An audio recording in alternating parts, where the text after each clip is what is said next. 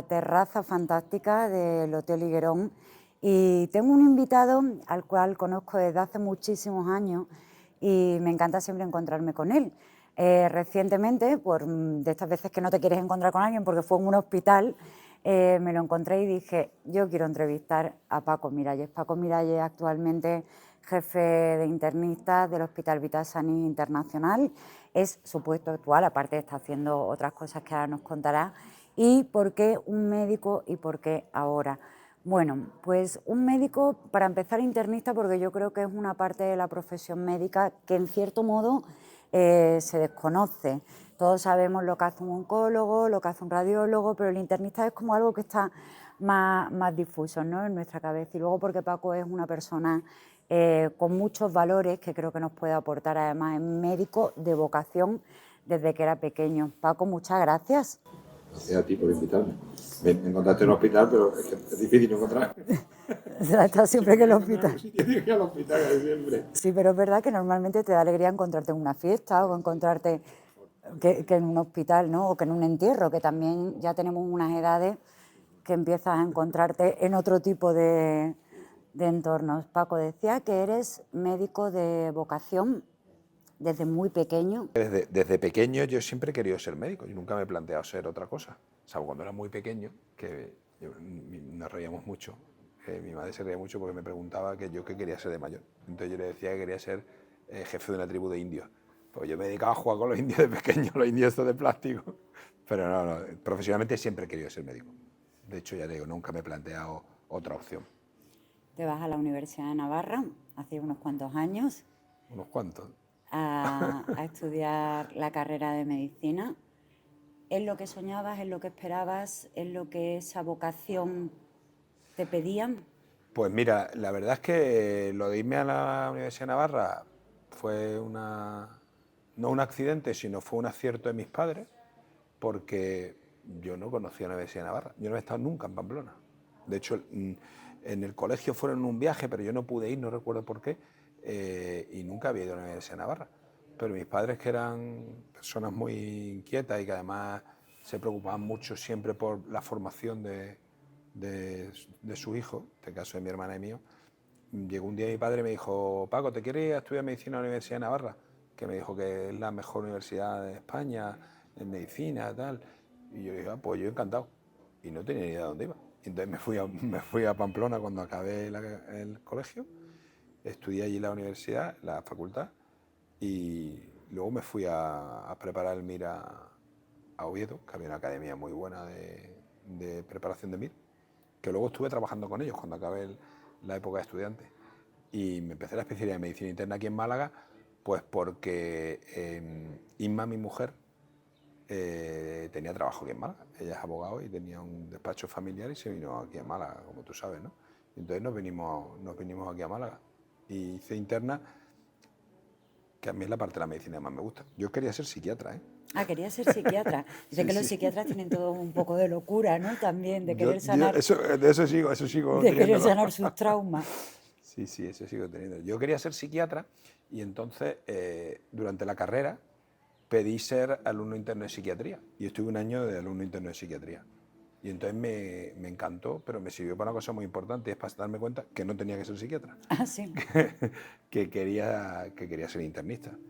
Y entonces, como me gustaba mucho la psicopatología, pues empecé a estudiar psicología a la vez que estudiaba medicina. Pero eso yo creo que fue en cuarto. Hice cuarto de medicina, primero de psicología, quinto y segundo. Y ya en sexto, como me fui a hacer el MIR, ya lo dejé abandonado. De verdad que no lo he retomado, ¿eh? ¿Qué es un médico internista? Vamos a decirlo así. Es difícil, es verdad lo que has contado, ¿no? Porque incluso desde la misma Sociedad Española de Medicina Interna nos planteamos muchas veces, se ha planteado cómo definimos un internista y cómo, Doctor entre comillas, House. cómo explicamos lo que es un internista, ¿no? Entonces yo creo que es mejor explicarlo desde el origen. Es decir, el internista es, antes no había especialidades y entonces los médicos que estábamos en un entorno, o que estaban, mejor dicho, en un entorno hospitalario, además de que tenían también actividad ambulatoria en consulta, pero los que estaban en un entorno hospitalario eran internistas. La parte no quirúrgica, es decir, lo que no se opera, por así decirlo, ¿vale? Entonces eran todos internistas. La medicina y la ciencia, gracias a Dios, fue evolucionando Y entonces, claro, las áreas de conocimiento se fueron discriminando un poco mejor y compañeros se fueron especializando en diferentes áreas, en el corazón, en cardiología, en pulmón, neumología, en nefrología, en el riñón, etcétera, ¿no? Entonces, desde esa medicina interna, de la medicina madre, se fueron formando especialidades, ¿no? Yo creo que gracias a las especialidades ha sido una explosión de conocimiento y gracias a Dios hemos conseguido mejor calidad de vida para los pacientes, porque siempre hay una discusión, ¿no? Si los internistas no les gusta la especialidad. A mí me encanta la especialidad y me parece que ha sido cuando más ha prosperado la medicina. Y ahora los internistas, ¿qué hacemos? Pues seguimos siendo médicos fundamentalmente hospitalarios, aunque tenemos un ámbito también en consulta fuera de los enfermos ingresados. Y vemos, pues mira, vemos normalmente enfermos pluripatológicos, es decir, que tienen muchas enfermedades a la vez, ¿no? Vemos enfermos complejos, ¿no? Que suelen ser enfermos o que tienen muchas enfermedades a la vez o que tienen, aunque tengan menos enfermedades, son de difícil control. Vemos enfermos con patología infecciosa, vemos enfermos con patología sistémica, es decir, una enfermedad que afecta a muchos órganos. Vemos complicaciones cuando hay alguna complicación de la cirugía, complicaciones médicas, ¿no? Pues alteraciones en el metabolismo, problemas infecciosos, también los vemos nosotros. Y vemos un poco los enfermos que tienen muchas especialidades, porque el internista es lo que sí que hemos mantenido y que yo creo que es uno de las cosas más importantes que tiene un internista es ese sentido holístico, ¿no? Global del paciente, ¿no? No tanto yo me dedico a ver su patología respiratoria, su patología cardiológica, sino a ver el enfermo en conjunto. Y a eso nos dedicamos. Te decía un poco que yo, cuando pienso en un médico internista, me acuerdo siempre, inevitablemente, del Doctor House. Sí.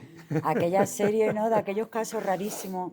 ¿Es normal ver en consulta ese tipo de casos que hay que buscar el origen? Sí, bueno, eso es muy cinematográfico. Para los internistas es muy normal. Es decir, nosotros vemos muchos enfermos que son difíciles, enfermedades raras, lo que ahora se llaman enfermedades raras, o enfermedades, como te he dicho, multisistémicas, ¿no? Que tienen muchas afectaciones de órganos. Entonces, a lo mejor va un compañero, por ejemplo, va al cardiólogo, y el cardiólogo sí tiene afectación cardíaca, pero se da cuenta que hay algo más y que está afectado el riñón a lo mejor, o que tiene otro, y entonces nos lo mandan, ¿no? Nuestros compañeros, los especialistas, con mucha gracia, nos dicen que somos los médicos de la ciencia oculta. Por eso que vemos cosas raras y que vemos así, siempre estamos preguntando. A mí me pasa una cosa muy curiosa, bueno, nos pasa normalmente a los internistas, el enfermo viene, imagínate, pues porque tiene dolor de cabeza, cefalea. Y entonces cuando le preguntas por todo, y a veces los enfermos se te quedan así mirando como diciendo, preguntan las cosas muy raras, ¿no? ¿Tiene usted animales en casa? ¿Tiene?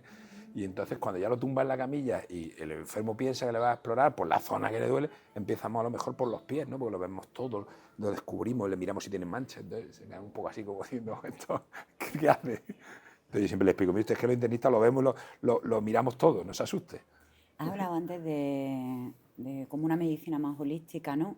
Holística es un término que es verdad que se ha puesto muy de moda desde hace unos años, pero tú siempre has dicho lo de yo no trato enfermedades, trato a personas.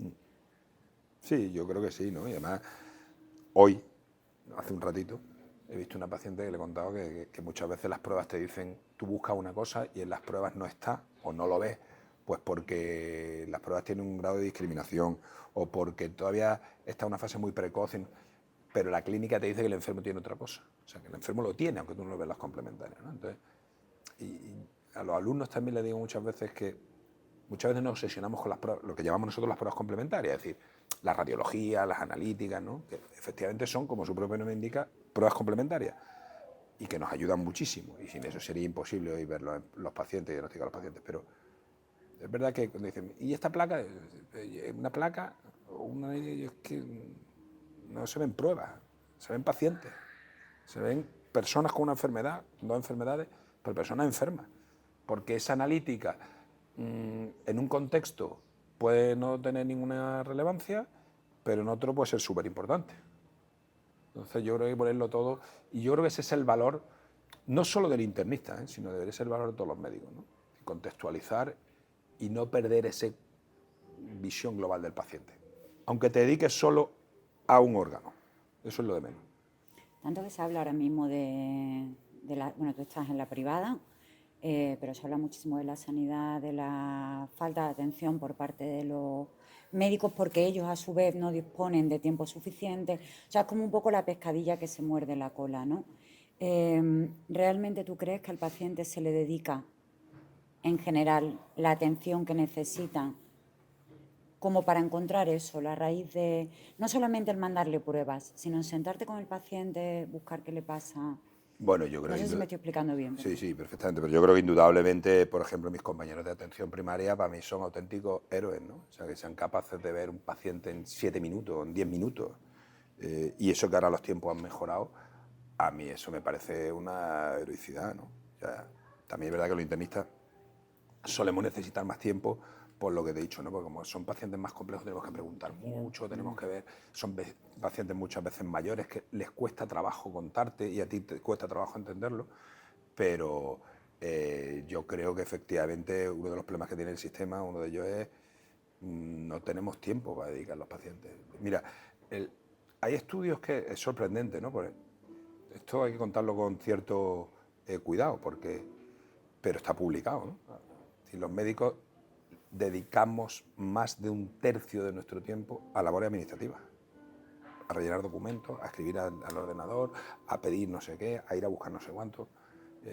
Por lo cual, claro, tú piensas que si fuésemos capaces de quitar eso, que hoy en día, antes era quizás más difícil, pero hoy en día ya con la tecnología es muy asumible, ganaríamos un tercio de tiempo para nuestros pacientes. Paco, también se habla mucho de tiene diferentes nombres, ¿no? Pero la biodescodificación, bioneuroemoción, todo ese origen emocional, ¿no? de las enfermedades. Ya se ha demostrado que el estrés es el causante de muchísimas de las enfermedades que luego somatizamos de otra forma en el cuerpo, ¿no? ¿Crees que se tiene en cuenta eso ahora mismo en la profesión y hasta qué punto lo tienes en cuenta tú? Yo soy muy raro, porque como te he dicho que quería ser psiquiatra, veo, estoy siempre un poco con, si se permite la expresión, con la mosca detrás de la oreja, en ese sentido, ¿no? Pero yo creo que uno de los problemas que tiene la sociedad, y por ende eso se refleja en los enfermos y en lo que hacemos los médicos, es efectivamente el impacto del estrés, de la ansiedad, de la manera de vivir en nuestros pacientes, ¿no? Es decir, una grandísima proporción de nuestros enfermos o lo que tienen es un trastorno de ánimo detrás, o además de lo que tienen un trastorno de ánimo asociado. Entonces, efectivamente, como tú bien dices, hay muchos pacientes que vienen y a veces cuesta trabajo explicarle que a él no le duele, no tiene un problema abdominal porque viene por lo de la barriga, o no tiene un problema en el cerebro porque le duele la cabeza, sino que lo que tiene es un trastorno detrás, un trastorno de ansiedad, un trastorno de ánimo, y es muy difícil. Entonces, es verdad que para eso, hombre, cuando tienes mucho bagaje ya más o menos lo puedes ver rápido, pero es verdad que para eso se necesita un poco de tiempo. Y yo creo que abundando un poco lo que hemos contado antes, esa falta de tiempo hace que no podamos, a lo mejor, centrarnos en ese tema todo lo que deberíamos.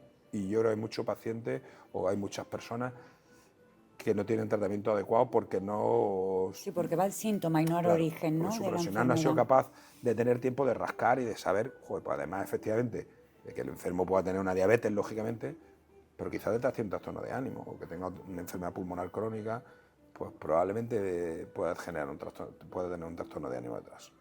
¿Intentas enfocarlo así con tus pacientes? Yo sí. De ¿Cómo, hecho, cómo yo uso mucho tratamiento, bueno, mucho, sí, uso mucho tratamiento antidepresivo porque creo que aparte que los antidepresivos ahora los utilizamos para otras cosas, ¿no? Como modular el dolor y para otro tipo de cosas, pero creo que hay mucho paciente que ni él mismo reconoce su problema psiquiátrico, es decir, su trastorno de ánimo que hay detrás, su trastorno depresivo, y él viene por lo físico. Entonces, a veces es muy difícil desmontarle al paciente la idea preconcebida, el concepto que él trae de que él tiene un problema físico. Entonces, cuesta trabajo explicarle que en realidad no tiene un problema físico, sino que él está somatizando o haciendo físico un problema que en el fondo lo tiene el sentimiento, más que porque tenga una lesión anatómica en el estómago. Y lo que queremos es la pastillita rápida, ¿no? Sí. ¿Le has dicho a alguien alguna vez vete a terapia? Un montón.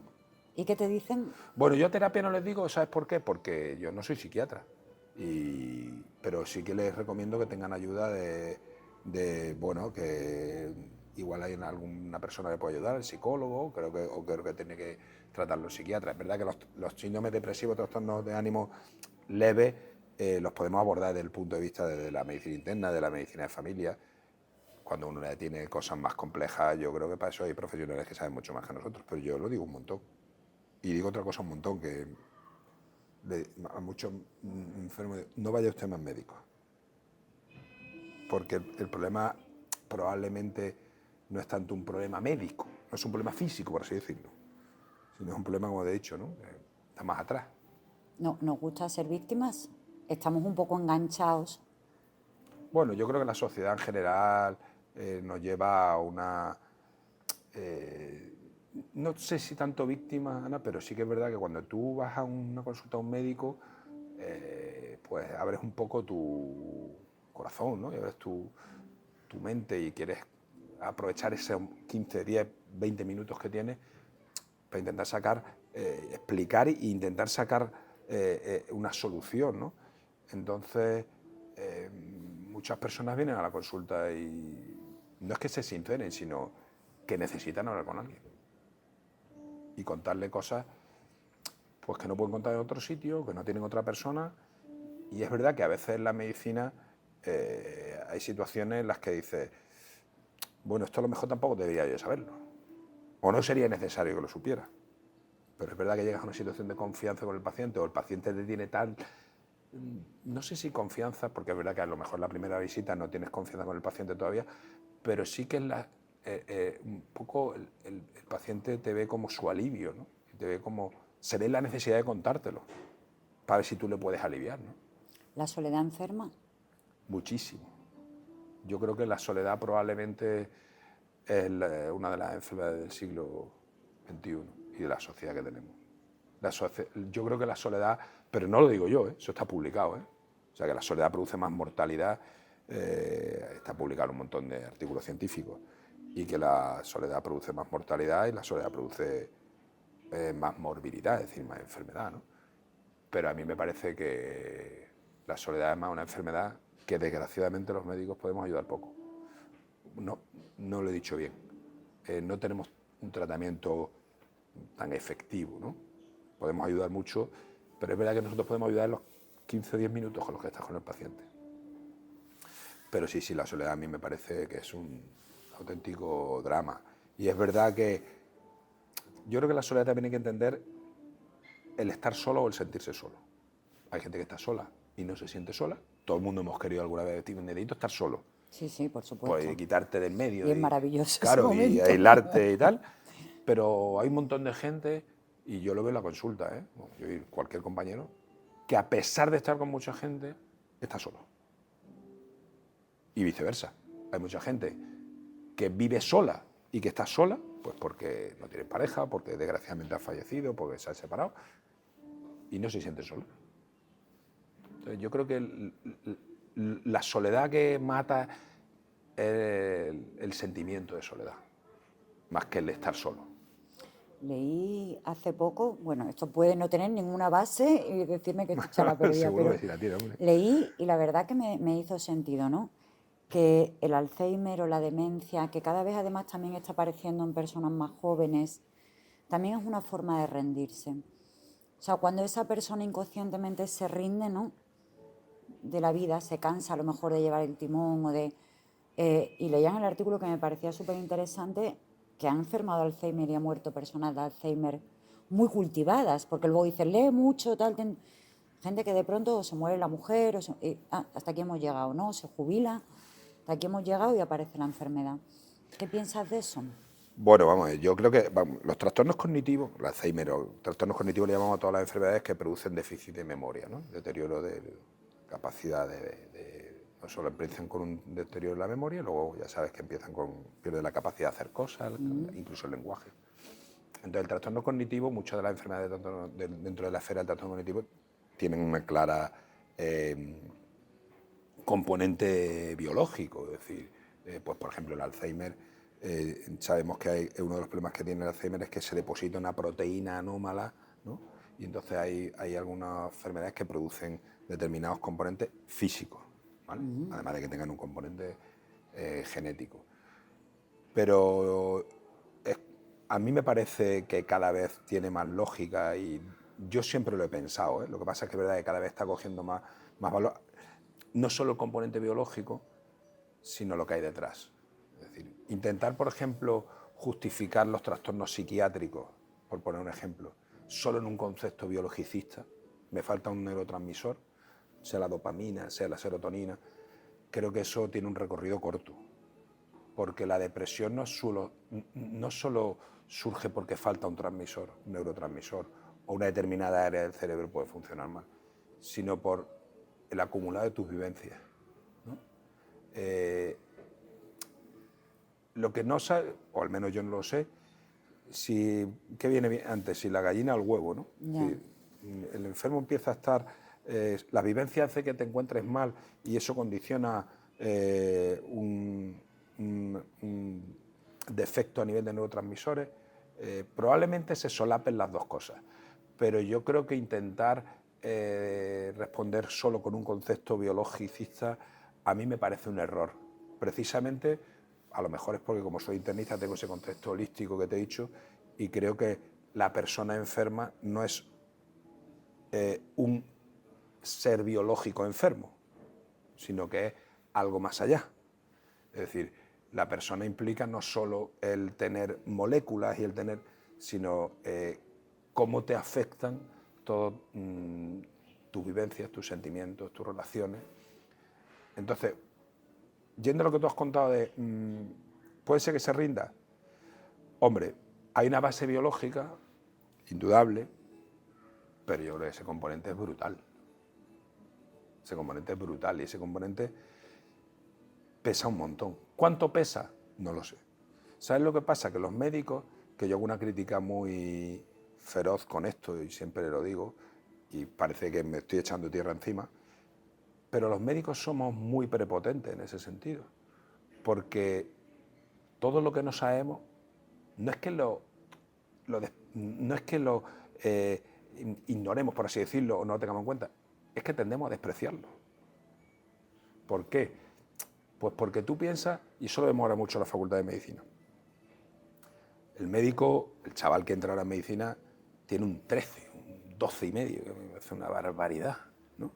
Y entonces, ¿y eso te da seguridad de que tú realmente vas a ser un buen médico? No, te da seguridad de que a lo mejor has sido un tío brillante en el colegio, ¿no? Pero eso no significa que tú realmente tengas esa vocación de médico, ¿no? O que tengas capacidad luego para enfrentarte Tengas la a un capacidad, día a día con pacientes. Claro, que tengas capacidad de tener relación social con tu paciente, de explicarle, de ser flexible, de entenderlo y no imponer tu criterio. Entonces, eso, desgraciadamente, lo estamos viendo mucho. Y creo que eso es un problemón.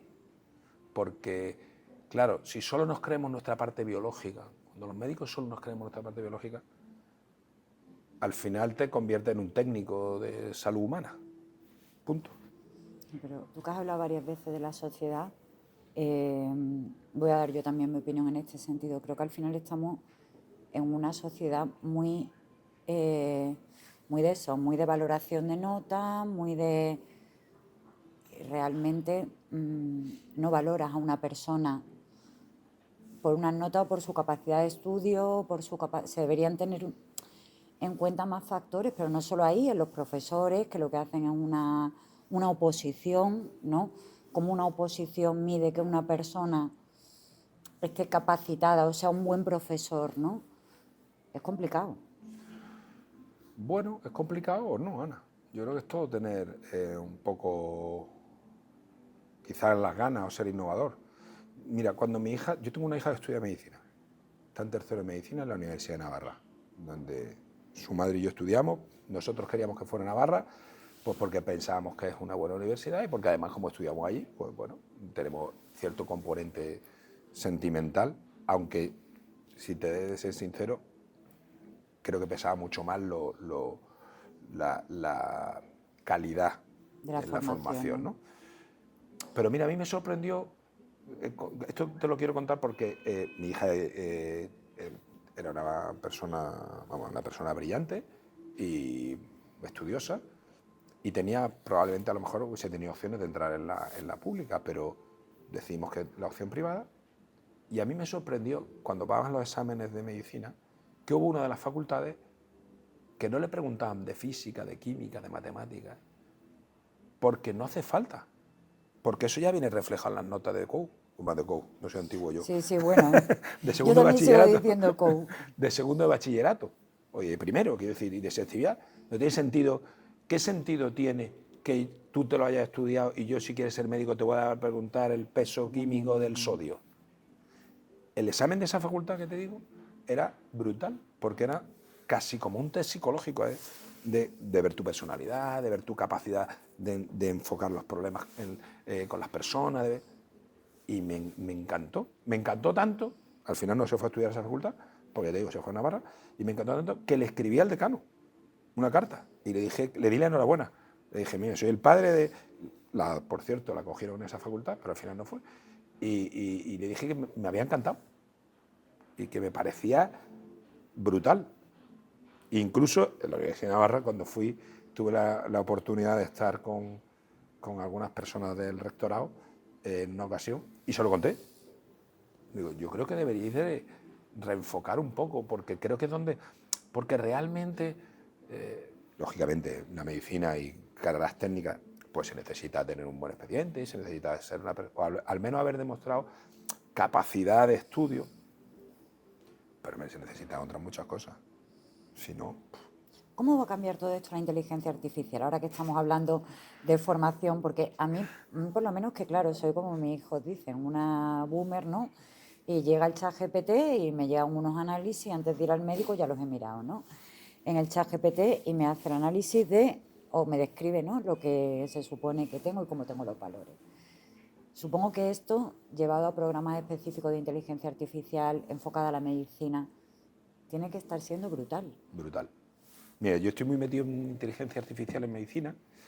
De hecho, ahora, la semana que viene, doy una charla en un congreso nacional que me han invitado a hablar de inteligencia artificial en medicina y voy a algunos foros, porque yo además me dedico un poco a programar, ¿no? Ahora hay una parte de la inteligencia artificial que te permite programar, entre comillas, tu modelo de inteligencia artificial, ¿no? Y la verdad es que es brutal. Es brutal porque, mira, aunque siempre me pasa igual cuando acabo una charla la primera pregunta siempre suele ser la misma. Bueno, y si tú pudieras mañana cambiar esto en tu hospital, te dieran carta blanca a cambiar, ¿qué harías? ¿Qué es lo primero que harías? Y la gente se sorprende, porque lo primero que haría es lo que te he dicho antes, que el tercio que le dedican los sanitarios, que se puede hacer mediante un sistema de inteligencia artificial, dejar de hacerlo. Porque creo que los médicos nos tenemos que dedicar a otra cosa y no a escribir en un ordenador, no a hacer esas cosas, porque además ya lo hacen las máquinas con solvencia. Es decir, tú ya hay hospitales en los que vas, le dices al paciente que su entrevista se va a grabar y tú te dedicas, como estamos tú y yo hablando, el médico con el paciente. Y la máquina te escribe el informe, te selecciona la información, te la paquetiza. O sea, es una cosa impresionante. Entonces, eso que a todos nos sorprende mucho en la inteligencia artificial, una cosa tan tonta o tan liviana como eso, creo que cambiaría completamente el desarrollo de la medicina. Y luego ya, cuando los ves, la ayuda de toma de decisiones de los médicos, es impresionante. O sea, esto no va a cambiar la medicina, ya está cambiando la medicina.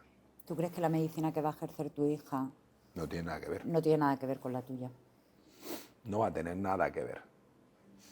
Es verdad, hay un experto en inteligencia artificial, un cardiólogo americano, se llama Eric Topol, que es uno de los poppers de la inteligencia artificial en el mundo, y tiene un libro que se llama Deep Medicine, eso decirlo ahora es fácil, pero él lo dijo hace unos cuantos años, dijo que la inteligencia artificial iba a humanizar más la medicina, ¿no? Pues precisamente porque iba a permitir que dejáramos de hacer cosas que no tenían valor y que ese tiempo lo dedicáramos a los pacientes. Yo estoy completamente de acuerdo con él, pero no totalmente, porque creo que al final la tecnología sí que es verdad que puedes perder el concepto de la relación humana, ¿no? Entonces, y me preocupa porque, como hemos hablado antes, hay muchos chavales que ahora entran a las facultades porque son los mejores expedientes, y que a lo mejor no les gustan los pacientes. Y ahí se abre una brecha importante en la que la inteligencia artificial, que a mí me parece una herramienta brutal y que me parece que no se puede vivir de espalda a ella y que hay que aprovechar todos los beneficios que nos dé, se puede convertir en un problema y en un modelo, si algunos profesionales quieren, de separarse del paciente. Pero la inteligencia artificial, yo siempre digo en las charlas, y es la primera diapositiva, esto es una herramienta, no es un fin. El fin son los pacientes. El fin son los pacientes, el fin son los profesionales, el fin es la sostenibilidad del sistema. Y esto es una herramienta que nos tiene que ayudar a llegar al fin. ¿Por qué? Pues porque muchos profesionales lo ponen como un fin y lo que quieren ser los más tecnológicos, los más modernos, los más... Y ahí el sistema quiebra. ¿Recuerdas? Porque tu hija se va a tener que enfrentar a eso, sí o sí, aunque cambien la primera vez que diagnosticaste tú solo. Jo, yo tengo una anécdota. Cuando yo empecé, cuando era R1, cuando tú ya sabes que cuando acabas medicina haces el examen del MIR, entonces eliges la especialidad y el primer año era R1, R2, R3, mi especialidad que son 5 años hasta 5, ¿no? Entonces yo tenía un adjunto que recuerdo con muchísimo cariño, que me enseñó un montón, que fue mi primera rotación. Entonces mi primera rotación, que durante meses estuve en la unidad infecciosa, ¿vale? Entonces era el boom de la infección por HIV, un poquito más tarde, pero todavía no estaban los fármacos potentes que hay ahora, ¿no? Y entonces veíamos surgió mucha patología que casi había desaparecido. Las tuberculosis, las infecciones por neumocistis, toxoplasmosis, enfermedades que eran como raras ya, ¿no?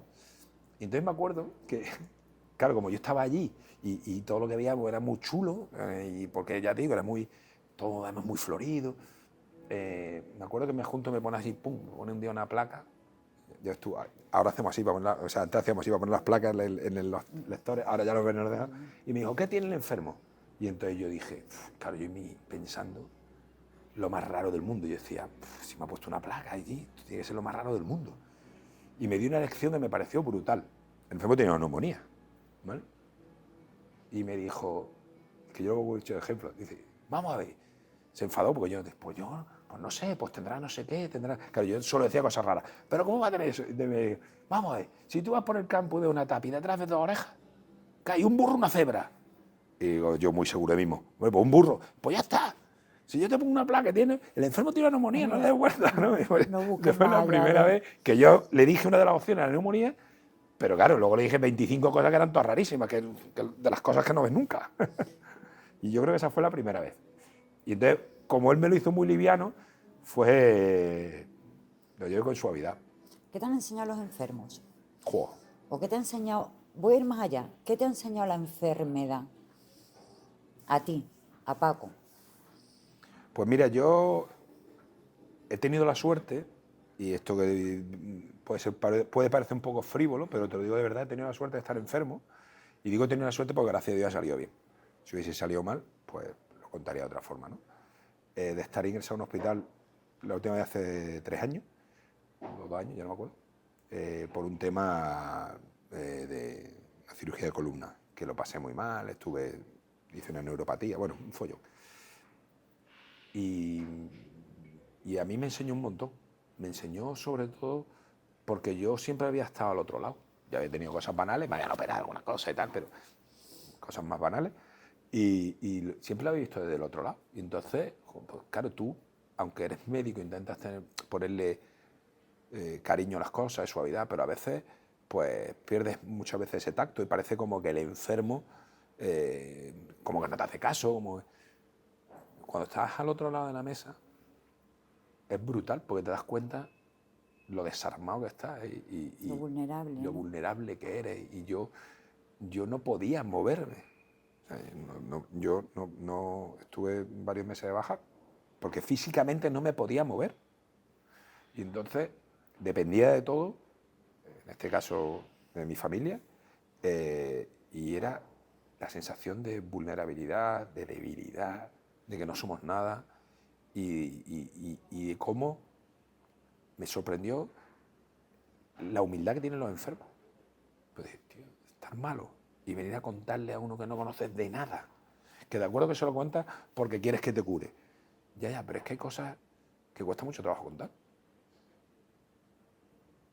Pero no contar porque tú hayas hecho algo malo, No, sí. sino por tener la humildad de decir, no me puedo mover, o no puedo vivir, no puedo, es que no puedo aguantar el dolor, no puedo, o cuando son otras cosas que incluso pueden afectar a tu dignidad, decir, me pasa esto, me parece. Entonces, desde entonces le tengo una sensación de, cada vez que veo a un enfermo, me dan una sensación de el escuchar. Me encuentro mucho más la obligación de escucharlo. Aunque hay veces que dices, si me está contando una cosa que sé que no es nada. Y es verdad que los médicos, pues es verdad que a veces tenemos que dirigir las conversaciones, porque si no, con el tiempo Sí, que se tenemos va, tampoco ya. tenemos que centrarnos un poco, sobre todo porque si no también nosotros nos dispersamos. Pero te da una sensación de, cuando has pasado eso, dices, la persona que está a este lado es que tienes que escucharla. Porque eso, cuando has estado en el otro lado. Y de los pacientes que se van, de esos que sabes que tienen los días contados, o sea, que no hay Bueno, una posible curación. pues eso es desgraciadamente eso es lo peor de nuestra profesión. Porque además nosotros a los internistas, como vemos muchos pacientes mayores, muchos pacientes complejos, muchos pacientes graves, desgraciadamente algunos se van. Y es una pena, es un drama. Lo que pasa es que también ahí viene otra parte muy importante de la medicina, Ana, y es saber cuándo dejar de hacer. ¿Dejarlo morir en paz? ¿Estás ¿Cuándo, viniendo a decir? cuándo no hay que hacer más cosas? ¿Por qué? Pues porque técnicamente hoy en día la medicina casi puedes hacer de todo. ¿Vale? Entiéndase, no, lógicamente tenemos una limitación brutal, si no, no se morirían los pacientes, no se morirían las personas, ¿no? Pero tenemos mucho acceso a la técnica y la tecnología, pero hay veces que es mejor no hacer. Pero porque yo muchas veces, nosotros crecimos enfermos también de segunda opinión, que han visto otros compañeros y tal. Dices, pero a un paciente con mala calidad de vida, que está muy mayor, que está muy deteriorado y que yo esto se lo cuento mucho a los pacientes, a los familiares, y a veces también cuesta trabajo que lo entiendan, aunque cuando se lo explicas bien, la mayoría de las veces lo entienden, y es, o lo comparten, ¿no? Y es, tu padre está muy malito, tiene una edad X, la que sea, pero ya es mayor, y sobre todo tiene mala situación vital, pues porque tiene otras enfermedades, porque tal. Ya, pero es que no le va a hacer usted, imagínate, una colonoscopia. ¿Para qué? Si es que hay veces que dice, si es que aunque tenga, vamos a ponerlo en el peor de los casos, aunque tenga un cáncer de colon, ni tiene una situación en la que pueda aguantar una cirugía, ni tiene una situación en la que pueda aguantar una quimioterapia, ni tiene una situación.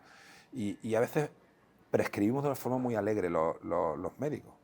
Es otra de las cosas que me di cuenta cuando estás de enfermo. Y es, prescribimos, como a nosotros nos cuesta muy poco trabajo prescribir y además estamos formados para pedir y no para dejar de pedir, en el sentido de pruebas, claro, a nosotros nos cuesta más trabajo no hacer.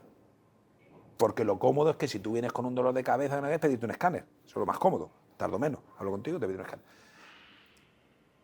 Pero es que a los pacientes les genera una ansiedad brutal el que le pida una prueba. No solo les genera ansiedad el momento de hacer la prueba, ya no te digo una persona mayor, imagínate una persona mayor con un trastorno cognitivo, como hemos dicho antes, una enfermedad de Alzheimer, que se le hacen pruebas que dices, ¿pero para qué? Entonces, si a ti meterte mañana una resonancia, si yo te digo que te tengo que hacer una resonancia, te va a dar miedo, pero no por el hecho de meterte en la resonancia, sino por la angustia. Imagínate a un paciente mayor, demenciado, que no sabe dónde está, que no saben dónde lo llevan, que lo dejan solo, que está desvalido. Ya. Entonces es dramático. Entonces, es que hay cosas que no hay que hacerlas. Hay cosas que no hay que hacerlas porque son dañinas para los pacientes. ¿Y qué te han enseñado esos pacientes que se van? Pues lo mismo que cuando estás enfermo. Para empezar, lo vulnerable que eres, ¿no? Porque normalmente el que se va lo has visto el día antes, o lo has visto la tarde antes, o lo has visto 2 horas antes, y de pronto ya no está. Y te das cuenta de que esto es corto y esto es... Esto pasa muy rápido, Paco. Que hace Pasa- 2 días pasa estamos muy con los rápido. niños pequeños. Pasa muy Y ya rápido, es están muy en la corto uni. y somos muy vulnerables. Y no sé, te enseñan muchas cosas, porque te das cuenta, pacientes, cuando se van a morir te das cuenta que las inquietudes que tienen, ¿no? Algunos que no han estado contentos con su forma de vivir. ¿Se arrepienten de lo que no han hecho? O... No lo sé, pero algunos te puede dar la sensación. Y luego te das cuenta también de cómo son las relaciones familiares, ¿no? Para lo bueno y para lo malo. Nosotros desgraciadamente vemos muchas relaciones familiares que nos sorprenden. ¿En negativo, en positivo? Muchas en positivo y desgraciadamente otras muchas en negativo. Pues porque desgraciadamente estamos en una sociedad en la que los mayores ¿Estorban? a veces estorban. Y los enfermos muy malitos, que necesitan mucha asistencia, también a veces tienen la sensación de que tenemos el concepto de que sobra, ¿no? Entonces eso es un poco, a mí me parece dramático. Y aunque lo mires desde el punto de vista del egoísmo, ¿no? Es decir, a mí no me gustaría que me pasara. ¿Qué piensas ahora que has dicho eso? La última entrevista con Roberto López, el presentador de 101 Televisión, él decía que él está muy a favor de que cuando llega el momento de decir, toma una pastillita y esto se acabó. O sea, ¿qué piensas de eso? ¿Qué piensas de la eutanasia? Bueno, Tal y como está planteada ahora. Yo personalmente creo que nos hemos dedicado mucho más a, entre comillas, lo fácil, un poco en torno a lo que llevamos hablando, ¿no? de esta entrevista, ¿no? De te doy una pastilla y te curas, ¿no? De lo que hemos hablado antes de los trastornos de Alzheimer. Creo que nos hemos dedicado mucho más a lo fácil que a lo que teníamos que hacer a lo mejor, ¿no? Es decir, es indudable que no puede haber enfermos con dolor. Es injusto, es inhumano. O que haya gente con sufrimiento físico. Es inhumano. Entonces a lo mejor tenemos que buscar la manera que existe de que haya buenos paliativos, ¿no? De que haya buenos cuidados paliativos y que no haya enfermos que tengan que sufrir en la medida en que podemos. Y nosotros desde hace mucho tiempo, no desde ahora que está la eutanasia, ¿no? Cuando los enfermos no tienen una vuelta atrás y están en un sufrimiento incoercible, hacemos muchísimas sedaciones paliativas. Que al final es una eutanasia encubierta, ¿no? No, No llega porque a la ser... eutanasia es hacer un acto Bueno, de voluntad sí. en la que tú provocas la muerte. Cuando tú haces una sedación paliativa no provocas la muerte, lo que haces es quitar los síntomas y que la enfermedad actúe en la medida. No es ni la primera ni la segunda sedación que hay que revertir, que tú ¿En sedas a un serio? enfermo y hay que, No lo había oído nunca. entre comillas, dessedarlo. ¿Por qué? Porque mejora. Y porque además nosotros los médicos, aunque nos creemos a veces dioses, no lo somos. Y tú crees que este enfermo va a ir mal, y algo no te sorprende. Qué fuerte, no lo había oído nunca. Y pacientes... claro, es que eso...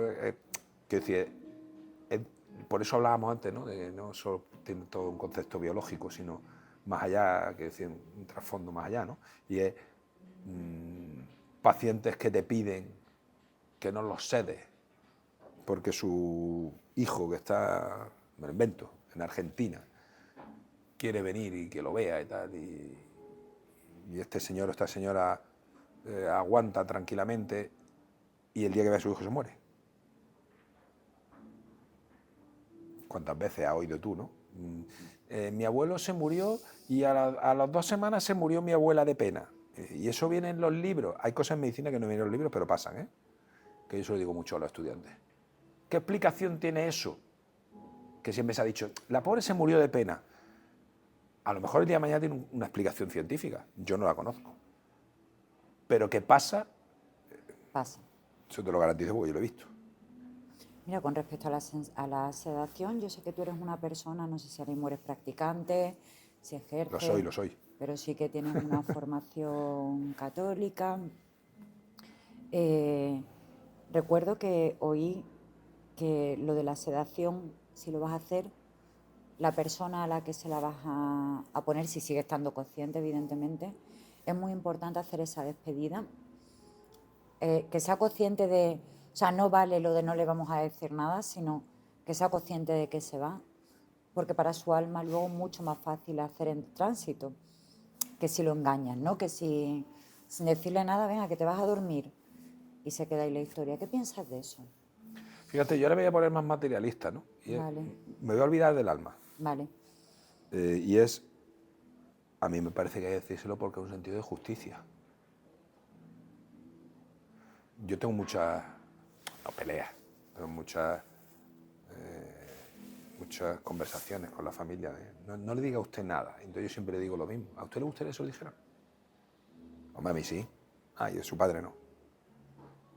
Usted sí, pero su padre no. Entonces yo creo que aquí hemos distinguido o hemos confundido las cosas. Y es, yo creo que a los pacientes hay que decirles toda la verdad que sean capaces de tolerar de forma progresiva. Es decir, si tú diagnosticas a un paciente con una enfermedad incurable hoy y que tú intuyes por conocimiento que tenemos de la ciencia, por la estadística, pues mira, este enfermo va a durar, desgraciadamente va a morir en 3 meses. Algunos mueren en 5, algunos mueren en 1, va a morir en 3 meses. Tú, lógicamente, hoy no le puedes decir, mira, te voy a decir una cosa, Ana, tiene una enfermedad incurable que va a durar 3 meses. No. Pero yo te tengo que decir, yo no te puedo mentir y te tengo que contar todo lo que tú vayas tolerando. Y si me preguntas, te tengo que contestar. Pero por un tema de justicia. Es verdad que si tú el primer día me preguntas todo y yo veo que no toleras tanta información, pues no te tengo que mentir, pero a lo mejor tengo que reconducir la conversación a que te lo tengo que contar en otro momento. ¿Vale? Pero yo creo que los enfermos tienen que saber la verdad. La verdad, repito, que sean capaces de tolerar. Pero muchos enfermos no quieren saberla, que te lo dicen. Yo no ¿te quiero lo dicen? Yo no quiero saberlo. Eso como el que no va al médico por si le pasa algo, ¿no? Pero yo creo que están en su derecho. Pues ¿por qué? Pues porque, fíjate que me he puesto en la parte materialista. ¿Por qué? Pues porque hay pacientes que se han peleado con su hermano y llevan 30 años peleados y quieren hacer las paces. O con su hijo, o con su hija, o con su pareja, o tienen clavado algo una persona a la que le quieren pedir disculpas, o quieren ir a Disney con su nieto. O quieren arreglar los papeles. O quieren arreglar los papeles. Entonces, eso desde el punto de vista material. Luego, lógicamente, desde el punto de vista espiritual, yo creo que los pacientes tienen el derecho de tener acceso a su última voluntad espiritual, sea la religión que sea, o sea el concepto que sea. Y tú no eres quien va a negárselo. ¿Has visto curaciones que podríamos llamar milagrosas? He visto curaciones milagrosas. Bueno, he visto curaciones complejas. ¿Complejas? ¿Qué significa? Que no te las esperas. No te las esperas. Sí, sí. Y te sorprende. Algunas te sorprenden.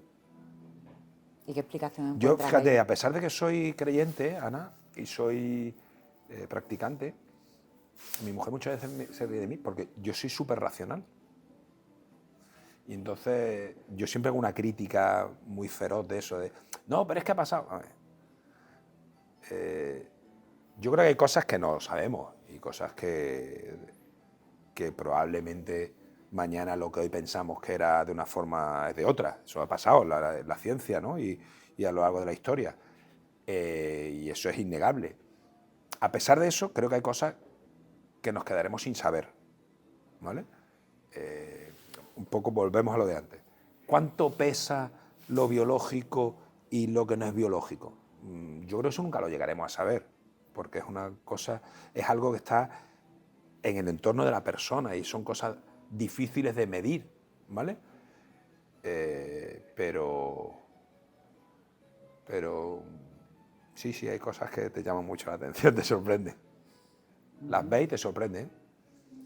Tienes también, y ya vamos a acabar porque llevamos aquí, yo seguiría Cuando tú hablando quieras. y Yo estoy muy a gusto, preguntándote. cuando tú quieras. Pero es verdad que tienes una parte divulgativa, o sea, a ti te gusta comunicar eso que sabes, eso que vas aprendiendo, eso que... Y has comentado que estás también de profe, ¿no? Sí, pues el profe a lo mejor es muy presuntuoso. Bueno. Doy algunas charlas, sí, algunas clases. Doy en la Escuela de Salud Pública de Andalucía. Yo he tenido una fase previa en la que he sido durante muchos años directivo de salud. O sea, he sido director médico de un hospital, he sido director médico de una compañía aseguradora, ¿vale? Y entonces ahora me dedico a lo asistencial. Bueno, también me dedico a hacer proyectos, quiero decir, que no son puramente asistenciales, pero ahora soy jefe de medicina interna, como has dicho antes, y a mí lo que más me gusta del mundo son los enfermos. Yo cuando era director médico veía a mis pacientes. Y cuando era director médico de la compañía veía a mis pacientes. Ahora veo menos de los que me gustaría. ¿Ah, sí? Sí. Pues porque estoy en otros proyectos, en otras cosas, muy en el entorno de la medicina, quiero decir, de lo asistencial, ¿no? Pero veo menos de los que me gustaría.